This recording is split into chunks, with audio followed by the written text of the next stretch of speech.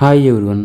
ఈరోజు ఈ వీడియోలో మీరు మీ పీఎఫ్ అకౌంట్ నుంచి మనీని ఎలా విత్డ్రా చేయాలి, అది కూడా మీరు జాబ్ చేస్తున్నా సరే, స్టిల్ కంటిన్యూ చేస్తున్నా సరే, ఎగ్జిట్ అవ్వకపోయినా కంటిన్యూ చేస్తున్న వాళ్ళు కూడా మనీని విత్డ్రా చేసుకోవచ్చు. అది ఎలా విత్డ్రా చేయాలి, దానికి ప్రాసెస్ ఏంటి, దానికోసం కంపెనీ ఎగ్జిట్ అనేది ఆప్షన్ ప్రెస్ చేయాలా లేదా అనే దాని గురించి కూడా నేను ఎక్స్ప్లెయిన్ చేస్తాను. అంటే మీరు ఎగ్జిట్ ఆప్షన్ ప్రెస్ చేయకుండా, అంటే జాబ్ మానేయకున్నా సరే, కంటిన్యూ చేస్తున్నా సరే మనీని విత్డ్రా చేసుకోవచ్చు. అది ఎలా విత్డ్రా చేయాలి అనే దాని గురించి ఈ వీడియోలో మీకు స్టెప్ బై స్టెప్ ఎక్స్ప్లెయిన్ చేస్తాను. అంతేకాదు, అంతకుముందు వీడియోలో పీఎఫ్ అకౌంట్కి బ్యాంక్ అకౌంట్ చేంజ్ చేయాలంటే ఎలా చేంజ్ చేయాలి అనే దాని గురించి కూడా ఒక వీడియో చేశాను. ఆ వీడియోని మీకు చివరిన ఎండ్ కార్డ్స్లో వెళ్తాను, మీరు అక్కడ నుంచి చూడొచ్చు. సో ప్రజెంట్ నేనైతే ఈ వీడియోలో మీ పీఎఫ్ అకౌంట్ నుంచి మనీని ఎలా విత్డ్రా చేయాలి, డైరెక్ట్గా మీ బ్యాంక్ అకౌంట్కి ఎలా క్రెడిట్ చేయాలి అనే దాని గురించి ఎక్స్ప్లెయిన్ చేస్తాను. సో వీడియోలోకి వెళ్ళే ముందు ఇంకా మన ఛానల్ని ఎవరైనా సబ్స్క్రైబ్ చేసుకోకుండా చూసినట్లయితే వెంటనే సబ్స్క్రైబ్ చేసుకోండి. అంతేకాకుండా పక్కన బెల్ ఐకాన్ ప్రెస్ చేసినట్లయితే నేను వీడియోని అప్లోడ్ చేయకుండా మీరు వీడియోని మిస్ అవ్వకుండా చూసేయచ్చు. సో ఇంక లేట్ చేయకుండా వీడియోలోకి వెళ్ళిపోదాం. అందుకోసం మీరు ఏం చేస్తారంటే మీ మొబైల్ అయినా సరే, గూగుల్ క్రోమ్ బ్రౌజర్ అయినా సరే, క్రోమ్ బ్రౌజర్లో అలాంటి సిస్టంలో కానీ ల్యాప్టాప్లో కానీ చెక్ చేసినట్లయితే క్రోమ్ బ్రౌజర్కి వెళ్ళి ఈపీఎఫ్ కానీ యూఏఎన్ అకౌంట్ కానీ లాగిన్ అవ్వాలి. మీ యూఏఎన్ ఐడి ద్వారా లాగిన్ అవ్వాలన్నమాట. యూఏఎన్ నెంబర్ ఎంటర్ చేసి లాగిన్ అవ్వాలి. యూఏఎన్ నెంబరు, పాస్వర్డ్ 2 ఎంటర్ చేసి లాగిన్ అయితే మీకు యూఏఎన్ ప్రొఫైల్ చూపించింది. నేనేం చేస్తానంటే ఇప్పుడు మొబైల్ నుంచి ఎలా డౌన్లోడ్ చేయాలో ఎక్స్ప్లెయిన్ చేస్తాను. సో దానికోసం మీరు ఒక యాప్ని అయితే డౌన్లోడ్ చేసుకోవాల్సి వస్తుంది. అదేంటంటే యూమ్యాంగ్ యాప్. చూడండి, ఇక్కడ కనిపిస్తుంది కదా యూమ్యాంగ్ అని చెప్పి. యూమ్యాంగ్ అనే యాప్ని మీరు డౌన్లోడ్ చేసుకోవాలన్నమాట. ఈ యూమ్యాంగ్ యాప్ డౌన్లోడ్ చేసినట్లయితే మీకు ఇలా ప్రొఫైల్ అనేది వచ్చింది. పైన ఇక్కడ మీ నేమ్ వచ్చింది. చూడండి, ఇక్కడ మీకు నేమ్ కనిపిస్తుంది కదా. ఇందులో డిజిలాకర్ అకౌంట్ కూడా యాడ్ చేసుకోవచ్చు. డిజిలాకర్ ద్వారా మీరు డాక్యుమెంట్స్ అన్ని సేవ్ చేసుకోవచ్చు. దాని గురించి కూడా నేను వీడియో చేశాను. ఆ వీడియోని కూడా చివరి వెనకాలలో వెళ్తాను, అక్కడ నుంచి చూడొచ్చు. సో మనకి లాగిన్ అయిన తర్వాత ఇలా వచ్చింది. అందులో మీరు ఇక్కడ చూస్తారు కదా ఈపీఎఫ్ఓ. ఇది అంటే మనం రీసెంట్గా యూజ్ చేసిన సర్వీసెస్ అన్ని ఇక్కడ వస్తాయి. లేదనుకోండి షో ఆల్ అని చెప్పినట్టు చూసినట్లయితే మీకు అందులో సర్వీసెస్, లేదంటే ఇక్కడ సర్వీసెస్ చూడండి, ఇలా సర్వీసెస్ ఉన్నాయి కదా. ఈ సర్వీసెస్ అని ఆప్షన్ ప్రెస్ చేసినట్లయితే మీకు ఈ ఆప్షన్స్ ఇలా ఓపెన్ అవుతాయి అనమాట. సర్టిఫికేట్ సంబంధించి కావాలంటే ఇక్కడ చూడండి ఈ రకంగా వస్తాయి. Birth certificate, income certificate, character, domicile, caste certificate అలాంటివన్నీ ఇక్కడ వస్తాయి అనమాట. మొత్తం ఇక్కడ 9 టైప్స్ అయితే ఉన్నాయి. వ్యూ అని చెప్పేసినట్లయితే ఇంకా వస్తాయి. ఇంకా పెన్షన్ సంబంధించి కావాలంటే ఇక్కడ కనిపిస్తున్నాయి కదా, ఈ ఆప్షన్స్ యూజ్ చేసుకోవాలి. స్టూడెంట్ సంబంధించి ఆప్షన్స్ కావాలంటే ఇక్కడ కొన్ని కనిపిస్తున్నాయి కదా, యూజ్ చేసుకోవచ్చు. ఇంకా యూటిలిటీ సర్వీసెస్ ఉన్నాయి కదా, అవి ఇక్కడ చూసారు కదా, view ration card, ration transaction. So ఇలాంటి ఆప్షన్స్ అన్ని యూజ్ చేసుకోవచ్చు అనమాట. ఎలక్ట్రిసిటీకి సంబంధించి ఎల్పిజి గ్యాస్ కూడా ఉన్నాయి, ఇవన్నీ యూజ్ చేసుకోవచ్చు. ఇంకా మనం కింద చూసినట్లయితే పాపులర్, ట్రెండింగ్ ఇంకా సర్వీసెస్ అయితే చాలా ఉన్నాయి. డ్రైవింగ్ లైసెన్స్, రిజిస్ట్రేషన్ వెహికల్స్ సంబంధించి అంటే సీ బుక్ లాంటివి, ఇంకా కోవిడ్ సర్టిఫికేట్, మార్క్ లిస్ట్ ఇలాంటివన్నీ కూడా ఇక్కడ యాడ్ చేసుకోవచ్చు అనమాట. యూఏఎన్ కార్డు కూడా ఇక్కడ యాడ్ చేసుకోవచ్చు. ఇది డిజిలాకర్ సంబంధించి. దీని గురించి ఎలా యాడ్ చేయాలి అనే దాని గురించి నేను సపరేట్గా ఒక వీడియో చేశాను, ఆ వీడియోని చూడొచ్చు మీరు. సో స్టేట్ డాక్యుమెంట్స్ ఇంకా ఇలాంటి ఆప్షన్స్ కనిపిస్తుంది కదా, ఇన్సూరెన్స్ ఇంకా డాక్యుమెంట్స్ అన్ని ఇక్కడ టెక్స్ట్లో డాక్యుమెంట్స్ అని కదా, ఇక్కడ కనిపిస్తున్న డాక్యుమెంట్స్ అని మీరు యాడ్ చేసుకోవచ్చు. ఇంకా స్కీమ్స్ లాంటివి చెక్ చేయాలంటే ఇక్కడ చూసుకోవచ్చు.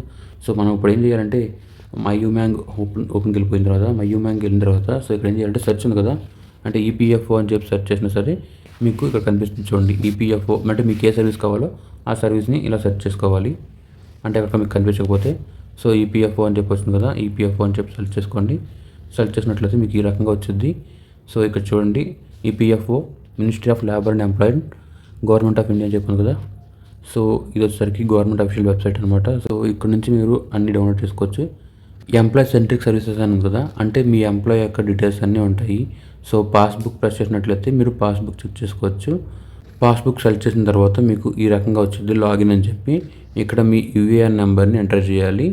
సో మీ యూఏఎన్ నెంబర్ ఎంటర్ చేసి సబ్మిట్ ప్రెస్ చేశారనుకోండి, లాగిన్ అవుతుంది. లాగిన్ అయిన తర్వాత ఇక్కడ కంపెనీ నేమ్, ఏ కంపెనీలో వర్క్ చేస్తున్నారు అనేది కూడా ఇక్కడ కనిపించింది. తర్వాత మీ యొక్క పీఎఫ్ అకౌంట్ నెంబర్ కూడా ఇక్కడ కనిపించింది అనమాట.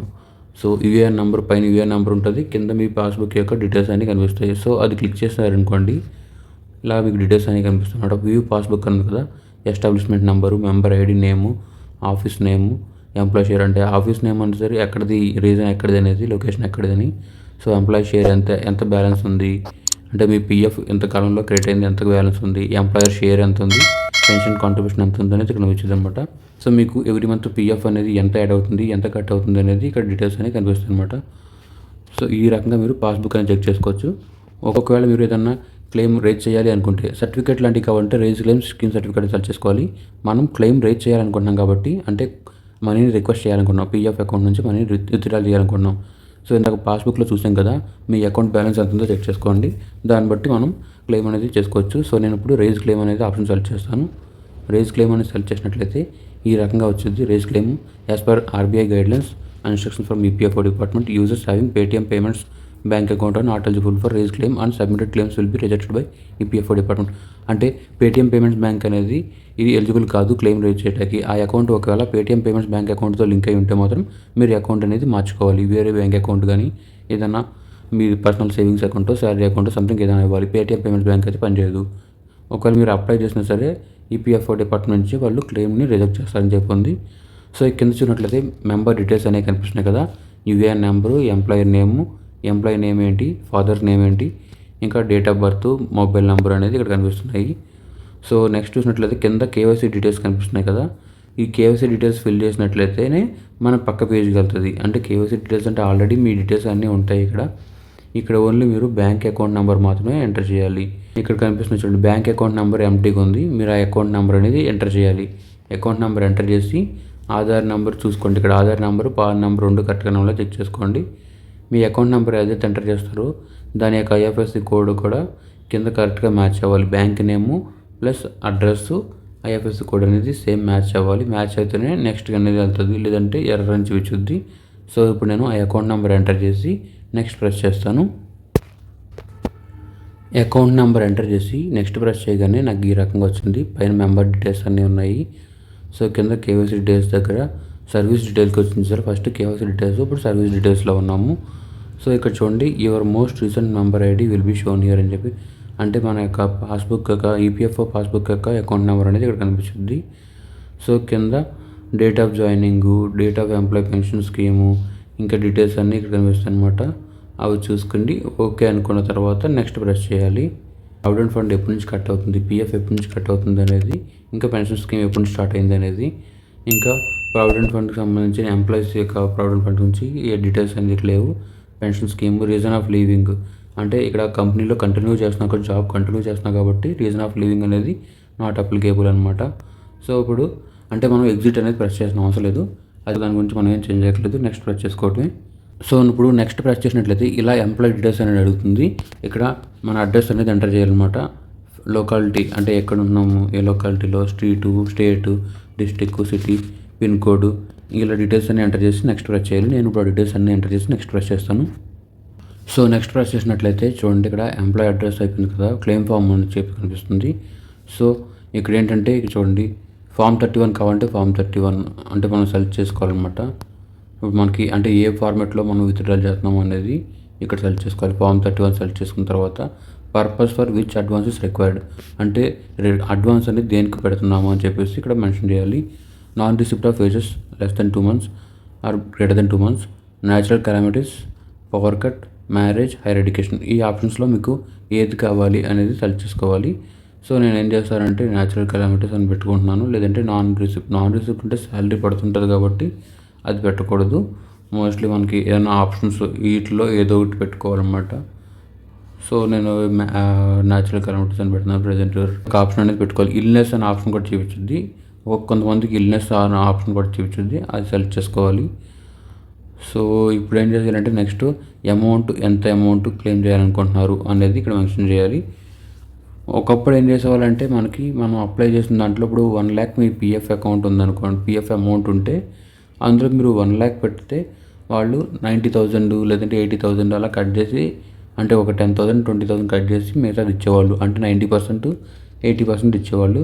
ఇప్పుడు రీసెంట్గా వచ్చిన రూల్ ప్రకారం ఏంటంటే మోస్ట్లీ ఎంత పెడితే అంత ఇచ్చేస్తున్నాం. అంటే మన పీఎఫ్ అమౌంట్ ఎంతైతే ఉందో, ఎంప్లాయీస్ షేర్ ఎంత ఉందో, ఆ ఎంప్లాయీ షేర్లో ఫుల్ అమౌంట్ ఎంత ఉందో అంత క్లియర్ చేస్తున్నారు అనమాట. దానికి గ్యాప్ అయితే ఉండాలి, వెంటనే అప్లై చేయటం కుదరదు. మినిమం 6 months అన్న గ్యాప్ ఉండాలి. మీరు జాయిన్ అయ్యి 6 months అయితేనే మీరు ఆ పీఎఫ్ అమౌంట్ అనేది విత్డ్రా చేయటానికి అవుతుంది. పీఎఫ్ మోర్ దెన్ 6 months ఉంటేనే క్రెడిట్ అవుతుంది అనమాట, మీరు అప్లై చేయడానికి ఎలిజిబిలిటీ ఉంటుంది. సో నేను ఇప్పుడు సమ్ అమౌంట్ ఎంతో కొంత అమౌంట్ అయితే టైప్ చేస్తాను. ఒక 50,000 లేదంటే 1 lakh సంథింగ్ మన ఇష్టం, మనకి ఎంత కావాలో దాన్ని బట్టి మన పీఎఫ్ అమౌంట్ ఎంత ఉందో దాన్ని చూసుకుని మనం ఎంత కావాలంటే అంత పెట్టుకోవాలి. సో ఫర్ ఎగ్జాంపుల్ నేను ఒక 30,000 పెడతాను. పెట్టిన తర్వాత నెక్స్ట్ ఇక్కడ కింద 2 ఆప్షన్స్ ఉన్నాయి కదా, ఈ 2 క్లిక్ చేసుకోండి. తర్వాత గెట్ ఆధార్ ఓటీపీ అని ఉంది కదా కింద, ఇది ప్రెస్ చేయాలి. ప్రీవియస్ రీసెట్ అని ఉంది లేదు. సో మనం ఇక్కడ ఏంటంటే గెట్ ఆధార్ ఓటీపీ కొడితే మనకి ఆధార్ సంబంధించిన ఓటీపీ వచ్చింది. అంటే రిజిస్టర్డ్ మొబైల్ నెంబర్కి ఓటీపీ అనేది రావడం జరుగుతుంది మీ ఆధార్ నెంబర్కి. సో నేను ఇప్పుడు గెట్ ఆధార్ ఓటీపీ అని కొడతాను. వచ్చిన ఓటీపీని ఎంటర్ చేయాల్సి వచ్చేది. ఆ వచ్చిన ఓటీపీ కూడా ఎంటర్ చేస్తాను. ఇది కొంచెం చూడండి, OTP has send to temporary OTP అని చెప్పనమాట. ఇది మొబైల్ ఎండింగ్ మొబైల్ నెంబర్కి అయితే వచ్చింది. సో క్లోజ్ చేశాను. ఇప్పుడు ఆ ఓటీపీని ఇక్కడ ఎంటర్ చేసి సబ్మిట్ ప్రెస్ చేయాలి. సబ్మిట్ ప్రెస్ చేసినట్లయితే సో చూడండి, సబ్మిట్ ప్రెస్ చేసినట్లయితే ఈ రకంగా వచ్చింది. Your claim has been submitted successfully, track ID అని చెప్పి ఐడి నెంబర్ కూడా వచ్చింది. సో మీరు ఓకే ప్రెస్ చేశారనుకోండి, మళ్ళీ హోమ్ పేజ్కి వెళ్ళిపోద్ది అనమాట. మళ్ళీ అప్లై చేసుకుంటే మిగతా డేటా హోమ్ పేజ్ ఎలా ఉందో అలా వచ్చేస్తుంది. ఇప్పుడు హోమ్ పేజ్కి వెళ్ళిపోయిన తర్వాత నార్మల్గా యూజ్ చేసుకోవచ్చు. ఇది యాక్చువల్గా నాకు నార్మల్గా అంతకుముందు ఒకప్పుడు ఎలా ఉండేది అంటే 1 month అలా పట్టేది. కానీ నేను ఇప్పుడు అప్లై చేసిన తర్వాత ఈ ఐడిని మనం ట్రాక్ చేసుకోవచ్చు, చెక్ చేసుకోవచ్చు. ఎలా చెక్ చేసుకోవాలని కూడా చూపిస్తాను. ట్రాక్ క్లెయిమ్ అనే ఆప్షన్ ఉంది కదా, ఆ ఆప్షన్ యూజ్ చేసుకోవాలి. ఒకసారి నేను చూపిస్తాను అది కూడా ఇప్పుడు. సో ఇలా మీరు బ్యాక్ వచ్చేసినట్లయితే ఇక్కడ చూడండి ట్రాక్ క్లెయిమ్ అనే ఆప్షన్ కదా, అది సెలెక్ట్ చేశారనుకోండి ఈ రకంగా వచ్చింది. సో ఇక్కడ చూడండి ట్రాక్ క్లెయిమ్ కనిపిస్తుంది కదా, ఇందులో ట్రాకింగ్ ఐడి ఉంది, claim type, raised claim date, ఎప్పుడు రేజ్ చేస్తామని చెప్పి, ఆన్లైన్ క్లెయిమ్ సబ్మిటెడ్ పోర్టల్ అని చెప్పేసి. సో ఇవన్నీ వస్తాయన్నమాట. అంతకుముందు క్లెయిమ్ సెటిల్మెంట్ గురించి అంటే ఎన్ని క్లెయిమ్స్ ఎన్నిసార్లు అప్లై చేస్తాం అనేది కూడా ఇక్కడ కనిపించేస్తాయి. 2021లో అప్లై చేసాం, 2022లో అప్లై చేసాం, ఇది 2025లో మళ్ళీ ఇప్పుడు అప్లై చేస్తున్నాం అనమాట క్లెయిమ్ అనేది. సో అది నాకు ఇప్పుడు ఏం చేసిందంటే ఇప్పుడు 3 days తర్వాత ఎగ్జాక్ట్గా 3 days తర్వాత నాకు అమౌంట్ అనేది క్రియేట్ అయ్యింది. 3 days తర్వాత నాకు పోర్టల్లో చెక్ చేసినట్లయితే ఈ రకంగా క్లెయిమ్ సెటిల్డ్ అని చెప్పి చూపిస్తుంది. ఇక్కడ చూపిస్తున్నట్టు క్లెయిమ్ సెటిల్డ్ అని చెప్పి నాకు నెక్స్ట్ డే అంటే 4th డేకి నా అకౌంట్లో ఈ అమౌంట్ అనేది క్రెడిట్ అవ్వడం జరిగింది. సో మొత్తం మీకు 4 days అనేది పడుతుంది. అప్లై చేసిన తర్వాత నుంచి మీకు 4 working daysలో మీకు ఈ అమౌంట్ అనేది మీ డైరెక్ట్ అకౌంట్లో క్రెడిట్ అయిపోద్ది. ఏ ఇష్యూస్ లేకుండా ఉంటే, మీ సైడ్ నుంచి డాక్యుమెంటేషన్ కానీ బ్యాంక్ అకౌంట్స్ కానీ అన్నీ పక్కాగా ఉంటే మాత్రం 4 working daysలో మీ అకౌంట్లో క్రెడిట్ అయిపోతాయి. ఇది ఫ్రెండ్స్, ఈ రకంగా మీరు మీ పీఎఫ్ అకౌంట్ నుంచి మనీని విత్డ్రా చేసుకునే ప్రాసెస్. మీరు జాబ్ నుంచి ఎగ్జిట్ అవ్వకుండానే మీరు మనీ కావాలి అనుకుంటే మీ పీఎఫ్ అకౌంట్లోంచి మనీని విత్డ్రా చేసుకోవచ్చు. సో ఇది ఫ్రెండ్స్ ఫైనల్గా మన వీడియో. ఈ వీడియో కనుక నచ్చినట్లయితే లైక్ చేయండి. ఈ వీడియో ఎలా అనిపించింది అనేది కింద కమెంట్ సెక్షన్లో కమెంట్ చేయండి. ఈ వీడియో కనుక హెల్ప్ అవుతుంది అనుకుంటే మీ friends and family members share చేయండి. ఇంకా మన ఛానల్ ఎవరైనా సబ్స్క్రైబ్ చేసుకోకుండా చూస్తున్నట్లయితే వెంటనే సబ్స్క్రైబ్ చేసుకోండి. పీఎఫ్ సంబంధించి ఇంకా ఆధార్ గురించి ఇంకెలాంటివి ఎలా అప్లై చేసుకోవాలి, ఎలా విత్డ్రాల్ చేసుకోవాలి, ఎలా అకౌంట్ నెంబర్ చేంజ్ చేయాలి అనే వీటి గురించి కూడా కొన్ని వీడియోస్ చేశాను. అవన్నీ మీరు ఈ చివరి అండ్ చూసుకోవచ్చు. So thanks for watching. I will come up with another video.